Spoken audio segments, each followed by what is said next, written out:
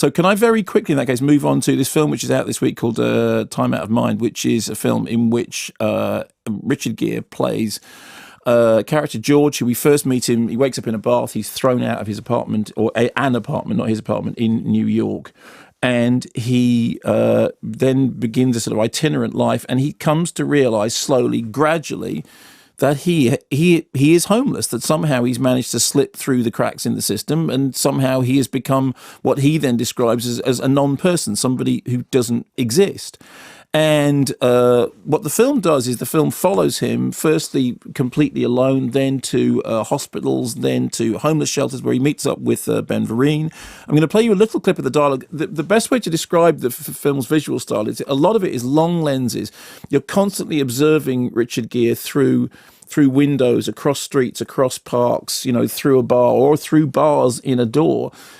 His character constantly placed in situ, and one of the things that it does is that it convinces you that he belongs where he is. He doesn't look like a movie star slumming it. He doesn't look like a movie star. He does. I mean, there's a strange sort of documentary realism to the film, which I thought was very engrossing. Anyway, here's a sequence in which he's attempting to get a birth certificate or an identity card because he doesn't have anything to prove his identity in a legal sense. I don't have that. It can be anything. Anything like what? A driver's license. No. A state-issued non-driver photo ID card. No. A passport. I had one once. No. U.S. military photo ID I card. wasn't in the military. No. It can be 2 recent utility bills with your name and address.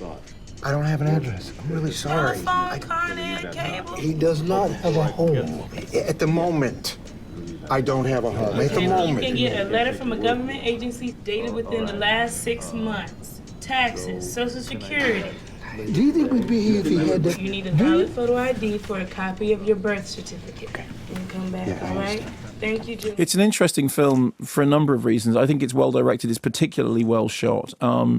I think that what happens is that you believe in the predicament of Gere's character, but more importantly, you believe in the lives of the people with whom he interacts, of those around him. I think it's a compassionate film.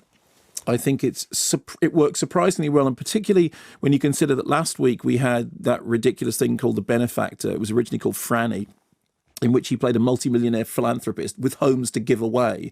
And then this week, it's a film which is actually from 2014, in which he plays, a homeless person coming to terms with having slipped through the cracks. And actually, of the two of them, the role in which he's more convincing, infinitely more convincing, is in Time Out of Mind.